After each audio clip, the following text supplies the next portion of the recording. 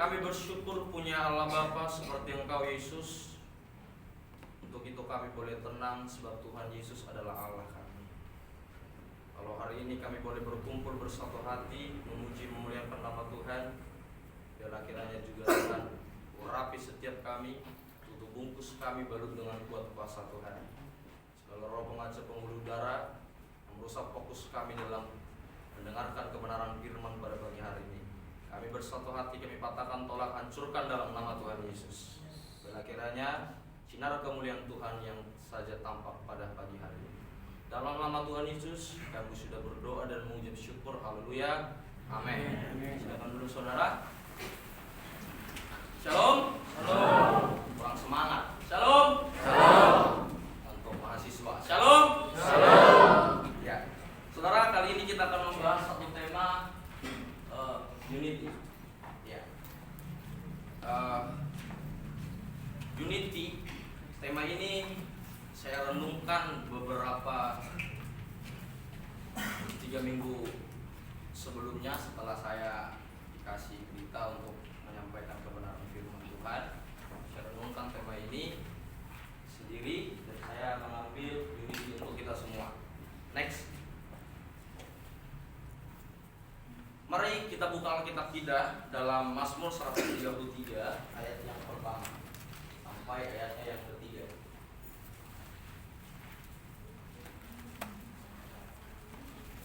Mazmur 133 ayat yang pertama sampai dengan ayatnya yang ketiga. Yang sudah dapat katakan amin. Amin. Ya, kita akan sama-sama membacanya. Persaudaraan yang rukun. Nyanyian Ziarah Daud 2-3 ayat. Sungguh alangkah baiknya dan indahnya apabila saudara-saudara diam bersama dengan rukun, seperti minyak yang baik di atas kepala meleleh ke janggut, yang meleleh ke janggut Harun dan ke leher jubahnya, seperti embun gunung Hermon yang turun ke atas gunung-gunung Sion. Sebab kesalahan Tuhan memerintahkan berkat kehidupan untuk selama-lamanya. Puji nama Tuhan. Dalam pembacaan kita, saya mengambil dari teks ini temanya unity. Saya akan baca sekali lagi dari yang pertama. Sungguh alangkah baiknya dan indahnya apabila saudara-saudara diam bersama dengan rukun. Ya, saudara, next. Sebelumnya. Ya, saudara, dalam pengertiannya kata unity secara umum dapat diartikan sifat tunggal atau keseutuhan, serasi, gabungan atau kumpulan dari sejumlah bagian yang bersatu. Dalam kaitannya, unity ini dalam kaitannya di gereja ini sangat penting. Sebagai kita tubuh Kristus yang berkumpul bersatu memuji Tuhan, unity itu sangat penting. Sama-sama katakan sama saya, unity sangat penting. Unity sangat penting. Saudara yang dikasih Tuhan, mengapa unity sangat penting bagi kita, bagi gereja? Pentingnya kesatuan hati atau unity. Yang pertama, dapat menggerakkan hati Tuhan untuk memberikan apa yang kita minta. Coba buka ayatnya Matius 18 ayat yang ke-19. Matius 18 ayat yang ke-19.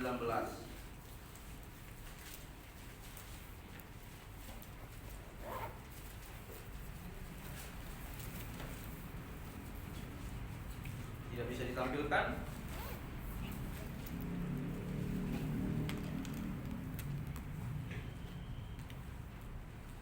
Ya, biar saya bacakan. Dan lagi aku berkata kepadamu, jika 2 orang daripadamu di dunia ini sepakat meminta apapun juga, permintaan mereka itu akan dikabulkan oleh Bapakku yang di sorga. Betapa pentingnya kesatuan hati bagi tubuh Kristus. Kita ini adalah tubuh Kristus. Kita anggota tubuh Kristus dan Yesus adalah kepalanya. Mengapa penting kesatuan hati atau unity? Karena itu dapat menggerakkan hati Tuhan untuk memberikan apa yang kita minta. Tuhan bilang, ketika 2 orang saja sepakat meminta kepada Tuhan, Bapa di surga akan mengabulkannya. 1 Salah satu figur yang menurut saya yang bisa saya teladani pernah berkata gini, mengapa doa-doa kita sepertinya tidak menjadi berkat? Mengapa doa-doa kita, pujian penyembahan kita sepertinya tidak mendatangkan berkat? Perkataan ini saya gumuli ketika beliau menyampaikan kepada saya gumuli. Yang saya dapat ternyata tidak adanya kesatuan hati. Kalau kita bersatu sebagai tubuh Kristus, apapun yang kita minta, Tuhan bilang, Tuhan akan mengabulkannya. Saudara, mengapa unity ini sangat penting di dalam kehidupan kita sebagai anak-anak Tuhan? Di dalam kenyataannya kita berbeda, baik dari segi hobi, keinginan, pendapat dan lain sebagainya. Tapi dikumpulkan menjadi satu dalam tatanan gereja adalah untuk memuliakan Tuhan. Gereja yang adalah Yesus kepalanya sebagai kita anggotanya harus memiliki kesatuan hati. Yang kedua, mengapa pentingnya kesatuan hati? Yang kedua, mendatangkan kuasa yang dahsyat. Saudara, kesatuan hati mendatangkan kuasa yang dahsyat. Mengapa? Tatkala kita berdoa, memuji, menyembah di tempat ini, saya percaya ada visi, misi atau tujuan yang memang kita pengen, yang kita inginkan. Tapi pertanyaannya sama seperti yang tadi saya katakan. Kadang-kadang mengapa doa kita tidak menjadi berkat? Mengapa apa yang kita lakukan kadang-kadang ternyata tidak sesuai dengan ekspektasi kita? Kita sudah berdoa, kita sudah gini, kenapa tidak menjadi berkat?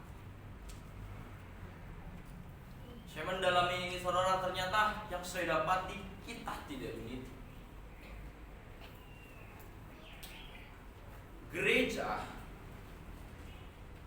kalau kita lihat dari definisinya, dipanggil keluar dari kegelapan menuju terang. Artinya ada kesatuan di sana.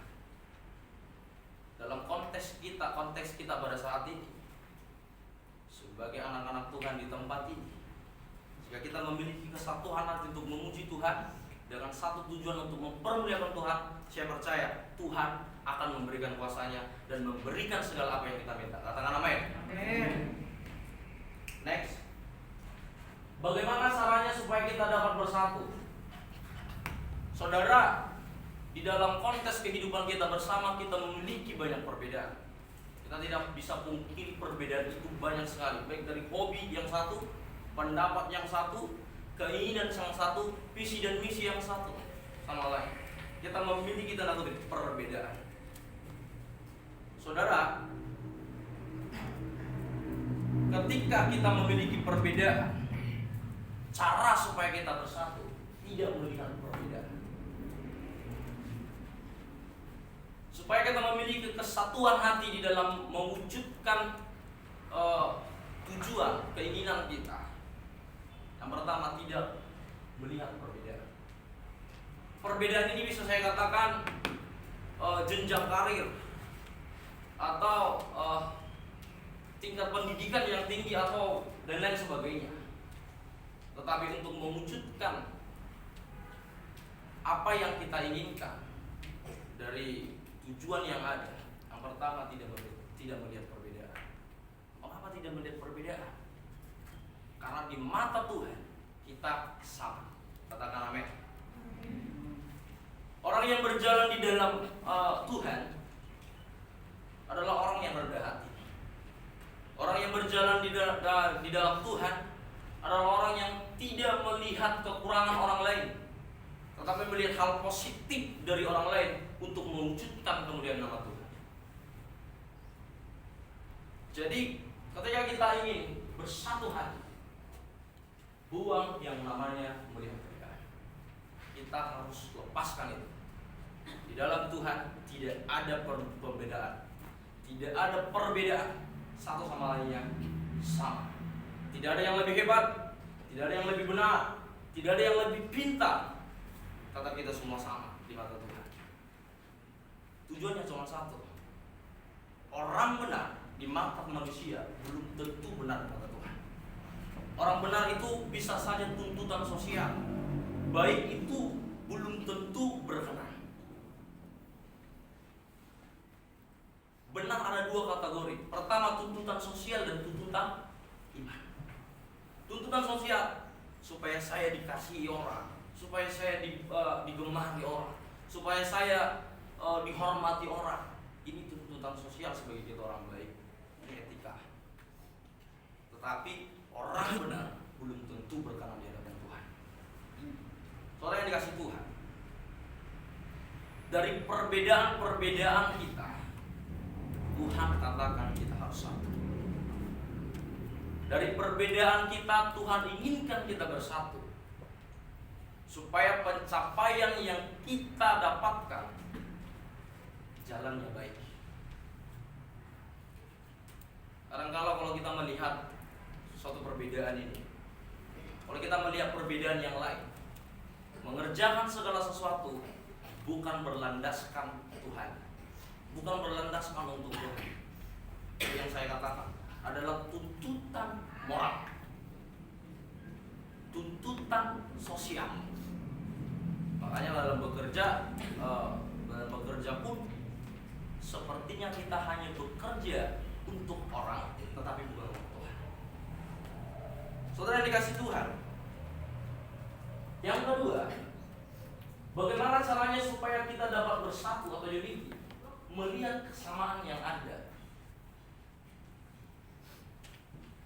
Tadi saya katakan semua kita berbeda, tetapi kita ada kesamaan. Kesamaan itu apa? Kita tubuh Kristus. Ya, sebagai tubuh Kristus, seperti kaki. Kalau kaki cuma satu berjalan, itu enggak bagus. Loncat-loncat jalannya. Tapi kalau dua, sama bagus, normal. Begitulah kita sebagai dalam konteks kita di tempat ini. Kita harus melihat kesamaan yang ada, membuang jauh-jauh perbedaan kita. Poin-poin perbedaan yang tadi saya sampaikan itu dibuang jauh-jauh. Mari cari kesamaan. Bagaimana supaya kita membangun, mencapai tujuan untuk kemuliaan Tuhan. Saudara yang dikasih Tuhan, kesamaan-kesamaan di dalam Tuhan itu sangat perlu. Kesamaan visi, kesamaan tujuan, kesamaan hati dalam melayani Tuhan. Kalau ini dalam satu organisasi dan gereja ini tidak ada, saya rasa pertumbuhan kerohanian gereja tidak ada. Tetapi saudara yang dikasih Tuhan, mengapa pentingnya kesatuan hati? Supaya kita dapat mewujudkan yang namanya tujuan kita dalam Tuhan, mempermuliakan Tuhan. Kadang-kadang kita berusaha keras untuk bekerja ini dan itu, berusaha kerja keras melakukan ini dan itu. Seraya kita berdoa sepertinya kita sungguh-sungguh. Orang yang benar di mata Tuhan akan membuahkan hasil yang benar. Orang yang benar akan terlihat dari buahnya. Saya boleh katakan, saya punya mentor rohani. Dia bilang gini sama saya, Suhadi, saya cerita, saya sharing banyak sama dia. Dia bilang gini, apa sih tujuan hidupmu? Apa sih yang membuat kamu mengikut Tuhan? Saya rasa kita tahu semua jawabannya. Bagaimana sih kau melihat orang Kristen yang dasarnya Kristen, tetapi tidak ada buah? Dia bilang sama saya, berpikirlah dan beda. Terus dia bilang gini, orang yang masuk surga bukan orang yang rajin baca kitab, bukan orang yang rajin ke gereja, bukan orang yang rajin berdoa. Kita boleh rajin berdoa, kita rajin ke gereja, kita boleh rajin menyembah Tuhan. Parameternya bukan itu masuk surga. Terus apa Pak? Dia bilang,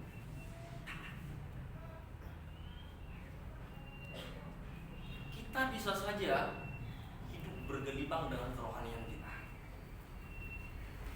Kita bisa saja setiap hari memuji Tuhan, tapi kalau kita tidak taat melakukannya, sama saja.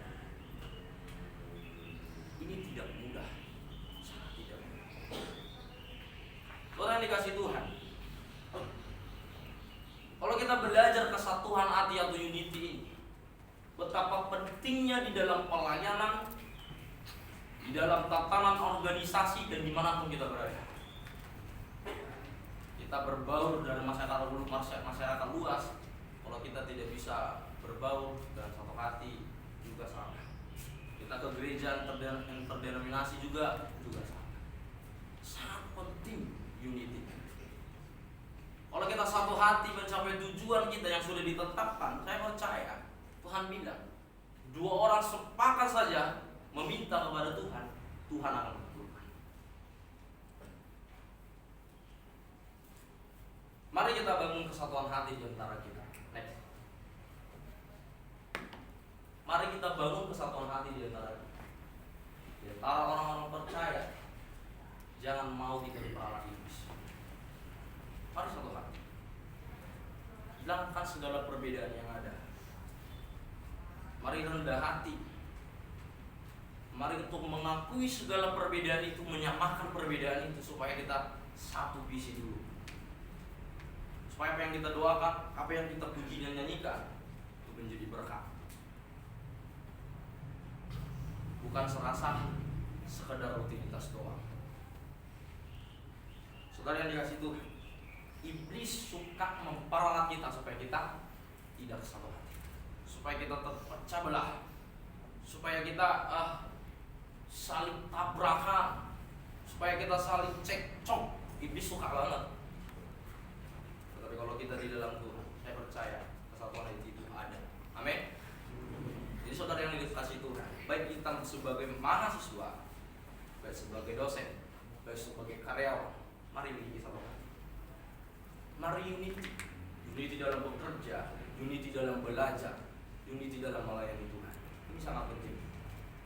Karena tanpa kesatuan, kita tidak akan bisa mencapai tujuan yang baik, yang benar.